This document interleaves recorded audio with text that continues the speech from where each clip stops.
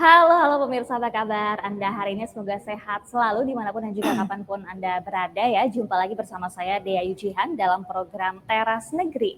Program Teras Negeri ini dapat Anda saksikan di kanal YouTube Tempo.co dan TV Tempo.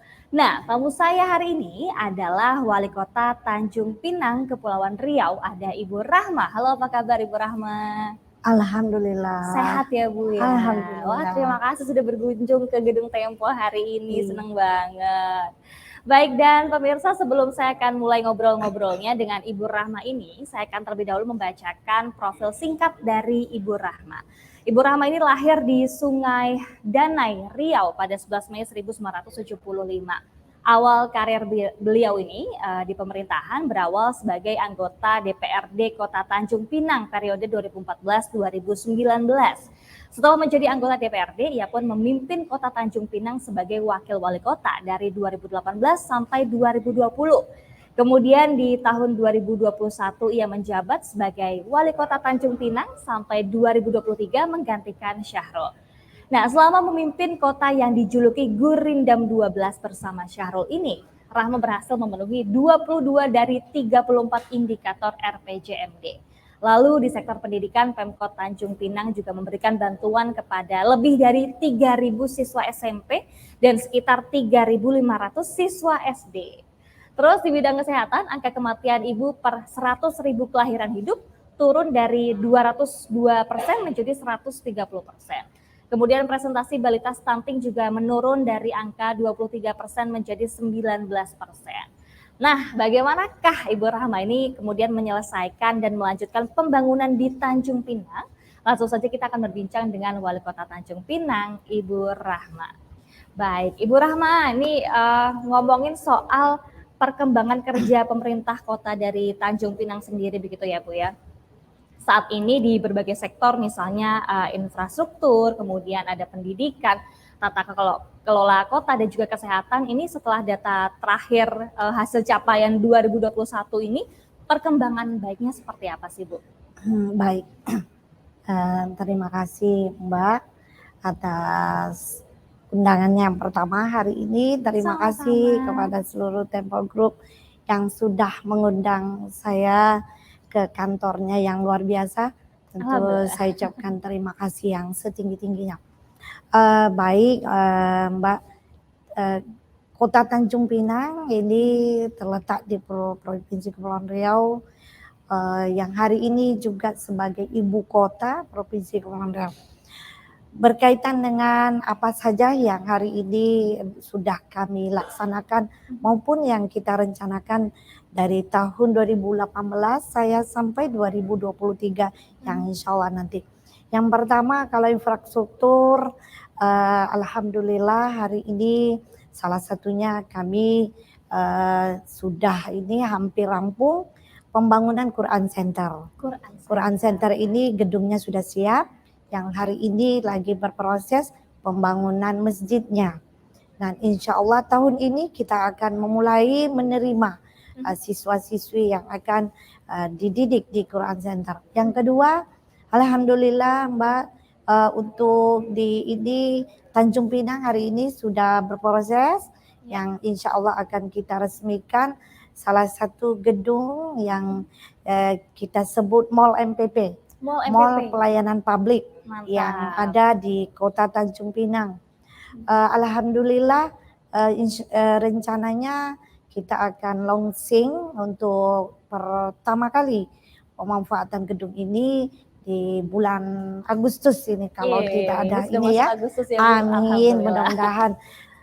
Karena di saat pasca pandemi ini tentu ini merupakan satu harapan kita semua khusus masyarakat Tanjung Pinang mempermudah perizinan. Betul. Yang kedua, tidak lagi perlu berkeliling dari satu kantor ke kantor yang lainnya. Dan yang paling lagi alhamdulillah di dalam Mall MPP kita akan juga bergabung dengan unsur vertikal baik dari ID, dari kepolisian, dari Samsat, ada imigrasi lengkap. Yang di dalamnya akan ada konter 23 konter. Dan ini juga salah satu bentuk kesungguhan kami pemerintah Kota Tanjung Pinang untuk menjemput baik investor dari luar negeri maupun dalam negeri, dan juga bisa membantu mempermudah perizinan bagi masyarakat Tanjung Pinang, khususnya mungkin hari-hari buat akte, dan ini urusan kependudukan juga sudah ada. Yang ketiga, Mbak, di Tanjung Pinang hari ini juga kami membangun beberapa, ini ada sentra UKM, ada ini rencana pusat kuliner, dan hari ini kami juga lagi membangun ada pasar yang insya Allah mohon doa restunya seluruh masyarakat terkhusus Kota Tanjung Pinang. Kita akan bangun satu pasar yang sudah lagi proses di Kementerian PUPR dengan konsep sudah SNI, sudah lebih modern. Yang ini juga menjadi bentuk kesungguhan kami untuk merubah supaya pemulihan ekonomi ini bisa tercapai sesuai harapan kita. Amin. Pasar ini menjadi impian dan harapan kami dari tahun 2013 dimulai prosesnya, namun barulah tahun ini support seluruh stakeholder yang ada di daerah kami, dari BPPW, disambut dari ini Kementerian Perdagangan, juga disambut sama Kementerian PUPR yang membangun ini menjadi hadiah terbesar untuk masyarakat Kota Tanjung Pinang. Luar biasa. Sudah itu Mbak, satu lagi sejak kami bersama hari ini, dulu saya bersama Pak Sahrul dan hari ini saya disambung dengan Pak Wakil Endang Abdullah. Kita sudah mencoba Tanjung Pinang terang benderang karena ini ibu kota provinsi. Kita hari ini sudah membangun lebih dari 6.000 titik lampu, lampu jalan ya Mbak. Dari semula saya memulai pemerintahan kami ada 8.000 titik yang tidak hidup, artinya dalam kondisi mati. Ini sudah. Untuk penanganan banjir juga merupakan impian masyarakat Tanjung Pinang. Hari ini kita sudah beberapa titik ya juga kita ini sudah benahi. Yang sekian puluh tahun Mbak tidak pernah kering kalau pas musim hujan, karena di sana banjirnya genangan air hujan dan air pasang itu saja. Tapi ini tentu sangatlah mengkhawatirkan bila mana terjadi hal-hal yang tak diinginkan. Untuk hari ini kami juga membangun ada gedung Lembaga Adat Melayu Kota Tanjung Pinang yang dulu juga belum pernah tersentuh. Alhamdulillah hari ini sudah berdiri gedung Lembaga Adat Melayu Kota Tanjung Pinang.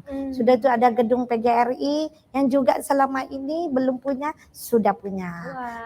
Jadi alhamdulillah Mbak, kita hari ini juga ini akan bangun sebuah gedung yang kita renov untuk menjadi sekolah mandiri perempuan tangguh. Keren banget. Yang mana ini muaranya semuanya kita fokuskan Mbak dalam pemulihan ekonomi sesuai dengan amanah Pak Presiden. Harus kita perkuat UKM IKM. Dan Mbak Dian, Mbak, kalau kami cerita mungkin nanti sampai sore ya. Panjang ya. Tapi luar biasa lengkap sekali. Maksudnya dari berbagai sektor ini memang menjadi perhatian dari Ibu Rahma ini sendiri ya. Baik. Nah Bu, sekarang kalau menyinggung upaya yang dilakukan oleh teman-teman pemerintah Kota Tanjung Pinang sendiri dalam meningkatkan kinerja tata kelola pemerintahan, mungkin itu seperti apa sih Bu? Mungkin ada terobosan-terobosan yang dilakukan begitu ya untuk meningkatkan pelayanan masyarakat, kira-kira apa saja? Baik. Alhamdulillah. Karena itu juga merupakan tanggung jawab kita terutama di kami, dan hari ini pertama menjemput semua ini kan tentu kita harus mulai dari yang paling utama, tingkat kehadiran untuk pegawai negeri khususnya termasuk seluruh pegawai-pegawai Pemko. Kita ada namanya hari ini aplikasi siap Mbak. Aplikasi siap? Iya, yang mana sesuai dengan jam kita masuk kantor jam 8, nanti pulangnya jam 4. Ini ada aplikasi yang harus mereka lakukan setiap saat. Bila mana seseorang tidak di lokasi radius sesuai dengan OPD-nya masing-masing, maka aplikasinya nggak bisa diklik. Harus Artinya di harus masuk lokasinya di ya, lokasi. absen gitu ya Bu ya? Absennya. Yang kedua, untuk pulangnya juga sama. Silahkan kita beraktivitas, nanti jam kantor kita kembali ke kantor untuk menyatakan udah selesai. Dan saya yakin dimulainya dengan kesadaran tingkat kedisiplinan ini menjemput satu perubahan, saya yakin ini bisa berjalan dengan baik dan lancar. Untuk tata kelolaan Mbak, memang jujur kami hari ini menghilangkan yang namanya seremonial. Jadi Begitu, baik. kami memberikan satu manfaat lebih besar kepada masyarakat. Contoh, kalau kami mau membantu ibaratnya satu kebijakan kah atau satu bentuk pembinaan atau ini pelatihan, kita lebih kepada hari ini padatkan kegiatan yang bermanfaat ke masyarakat, baru yang lain. Ini pun kita kontrol bersama. Dan terutama Mbak, di pemerintahan Kota Tanjung Pinang khususnya, saya sendiri membangun yang namanya manajemen kekeluargaan, kebersamaan, dan kasih sayang. Kenapa? Supaya apa tuh Bu? Ini kan kita satu tim. Iya. Dan tentu menjemput perubahan ini harus dulu kita bangun komunikasi yang baik. Dan alhamdulillah kita menghindari kerja dengan tekanan, dalam tekanan. Waktu kita jaga dengan sebaik-baiknya supaya efektif dan bisa menghasilkan kebijakan-kebijakan yang lebih pro kepada masyarakat. Luar biasa, wah keren banget. Iya. Ini kalau kepala daerah perempuan nih memang ya ada Alhamdulillah. bikin aplikasi siap, terus kemudian supaya masuk tepat, pulangnya pulangnya juga tepat, artinya terukur. baik, Iya. efektif juga ya Bu secara kerja ya. Efektif. Dan Termasuk tadi- tidak ada kesempatan yang lebih sia-sia yang terbuang. Lebih kepada fokuskan kepada hari kerja kita. Libur ya silakan libur. Yang penting ketika masuk kerja Siap. efektif kerja. Efektif. Begitu ya. Kemudian tadi meminimalisir seremoni-seremoni. Siap, benar Mbak. Itu Begitu saya ya. lakukan dan itu hari ini kami bangun di kesadaran kita bahwa kita hari ini abdi negara. Kita ini pelayan. Artinya berikanlah yang terbaik, sajikanlah yang maksimal supaya kita hari ini terbantu. Terutama kita hari ini baru ibaratnya selesai ujian besar pandemi COVID-19. Yang penting akhirnya bisa membuat kebijakan yang pro rakyat. Alhamdulillah, itu yang menjadi utama di saat kami mengambil satu kebijakan. Baik.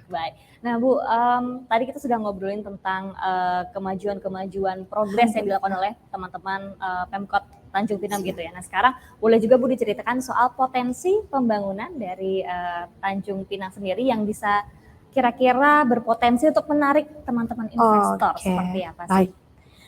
Tanjung Pinang ini kotanya ini kita dikelilingi sebuah ini yang namanya laut. Nah otomatis bagaimana kita menjemput investor datang ke Kota Tanjung Pinang maupun yang dari dalam. Hari ini potensi yang ada pertama pariwisata. Pariwisata kami di Kota Tanjung Pinang, kami bersyukur dititipkan Allah yang namanya ada sebuah pulau Penyengat yang menjadi sejarah perjalanan Kota Tanjung Pinang.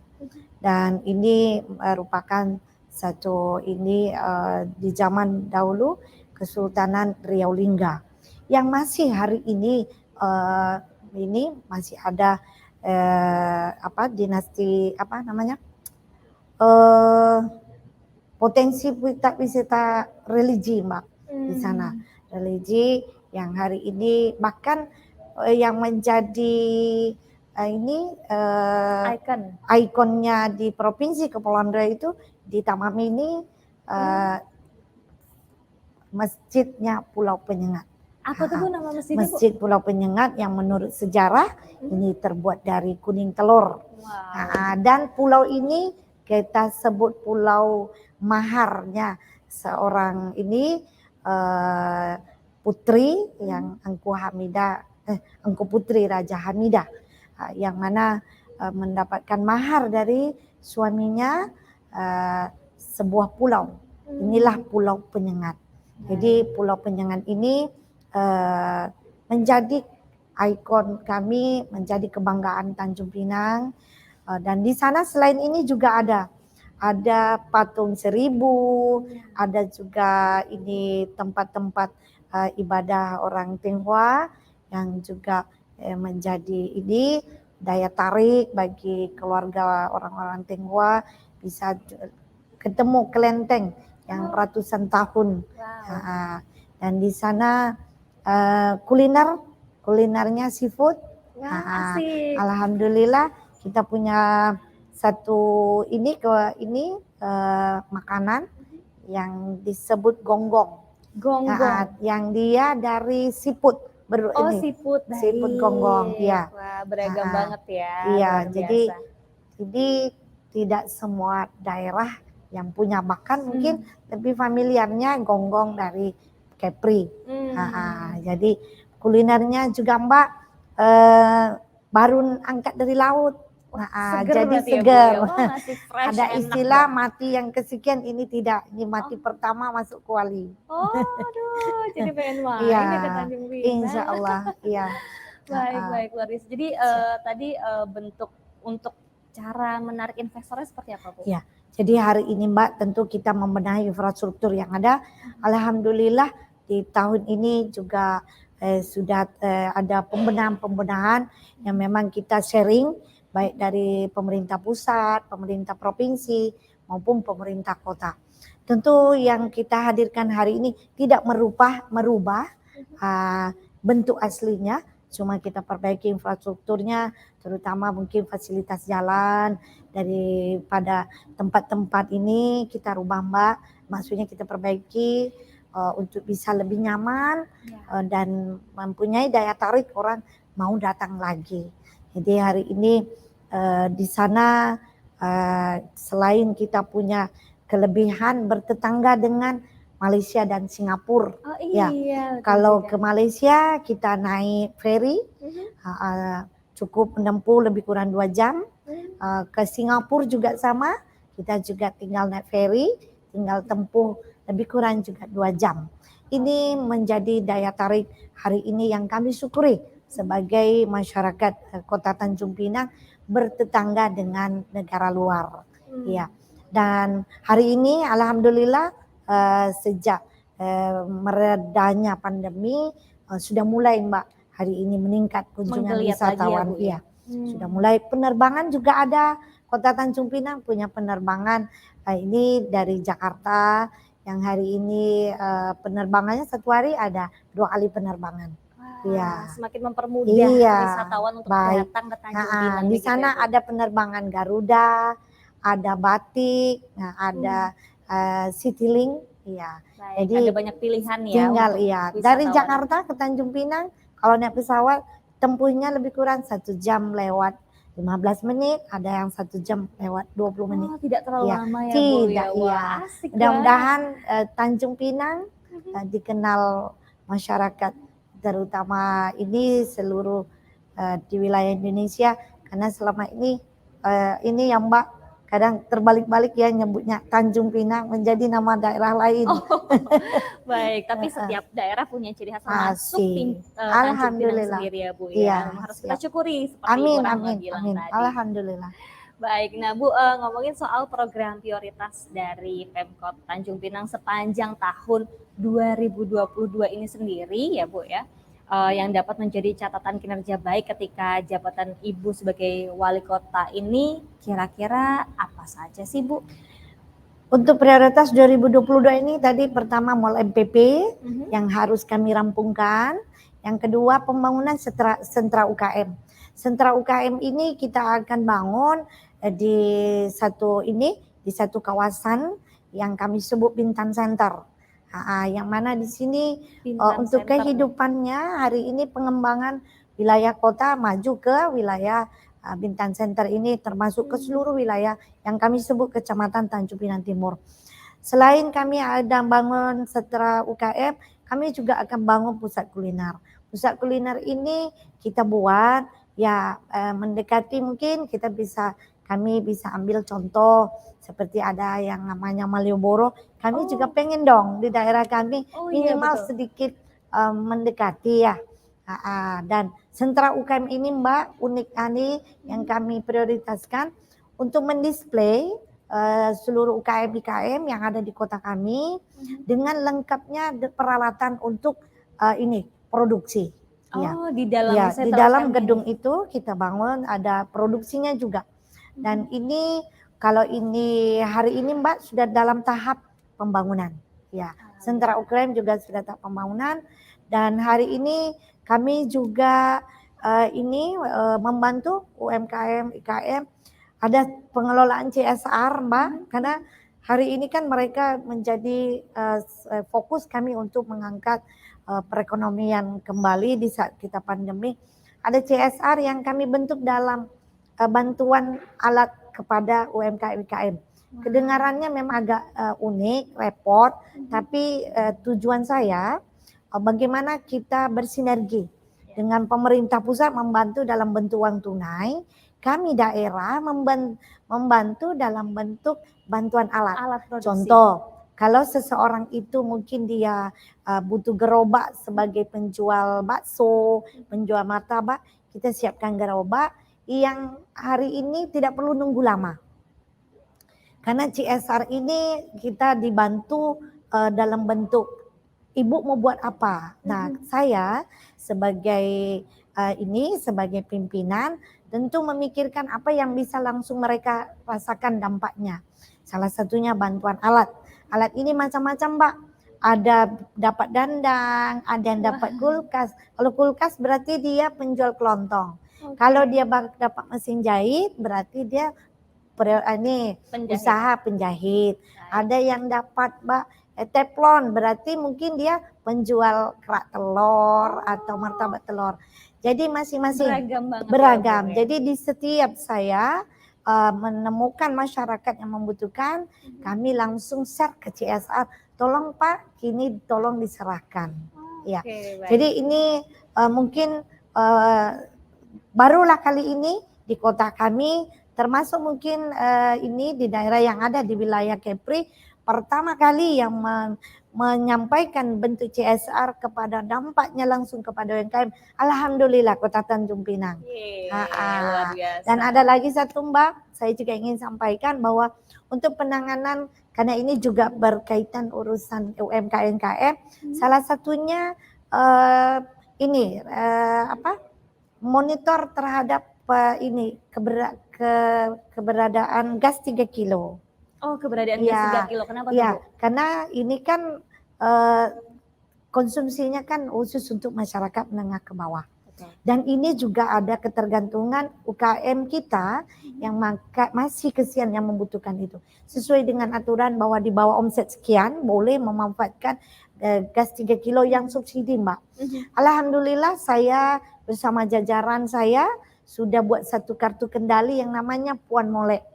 Puan Molek. Artinya? Di dalam itu yang diatur pertama khusus untuk bagi yang berhak menerima, kan di situ maaf Mbak, di dalam tabung itu kan tertulis hanya untuk masyarakat miskin.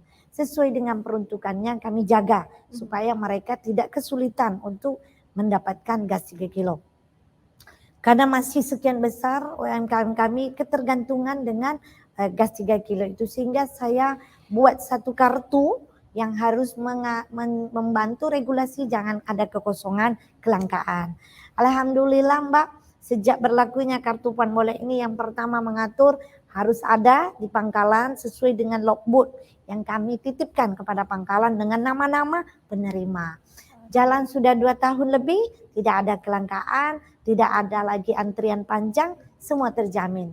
Sebagai bentuk kepedulian kami, mulai dari akar yang paling terbawah sampai menjemput display di swalayan juga kami siapkan. Dalam bentuk apa Mbak?